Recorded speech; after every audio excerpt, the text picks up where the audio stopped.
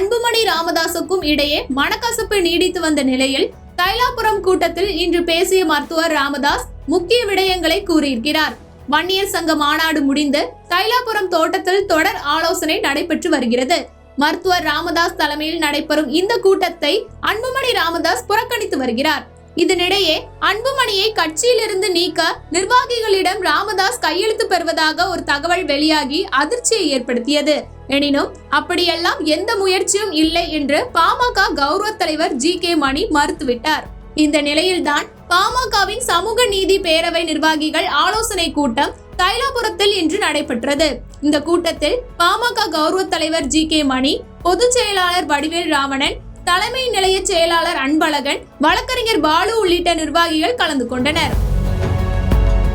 கூட்டத்தில் பேசிய மருத்துவர் ராமதாஸ், அன்புமணி ராமதாஸை கட்சியின் அடிப்படை உறுப்பினர் பதவியிலிருந்து நீக்கிவிடுவேன் என்று சில வதந்திகள் பரவின. நான் அப்படி செய்வேனா? பாமகவை உருவாக்கிய நான் மாவட்ட செயலாளர்கள் கூட்டத்தை கூட்டினேன். அப்போது 108 மாவட்ட செயலாளர்கள் கலந்து கொண்டனர். மாவட்ட செயலாளர்கள் கூட்டத்தில் மாவட்ட செயலாளர்களை கலந்து கொள்ள வேண்டாம் என கூட்டத்தில் உள்ள ஒருவர் தெரிவித்திருக்கிறார். அவரை அழைத்து கேட்டதற்கு அதனை மறுக்கிறார். ஆனால் அப்படி பேசியது யார் என்பது எனக்கு தெரியும் என்று கூறினார்.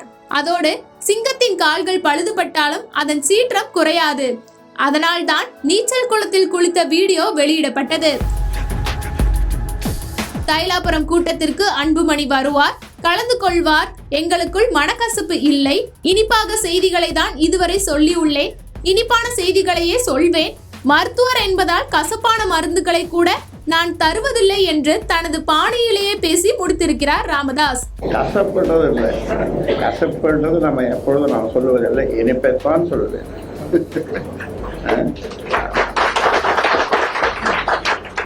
இருவருக்கும் இடையேயான மனக்கசப்பை தீர்க்க தைலாபுரத்தில் வைத்து கட்சியின் முக்கிய நிர்வாகிகள் தொடர் ஆலோசனையில் ஈடுபட்டு வருவதாக குறிப்பிடத்தக்கது.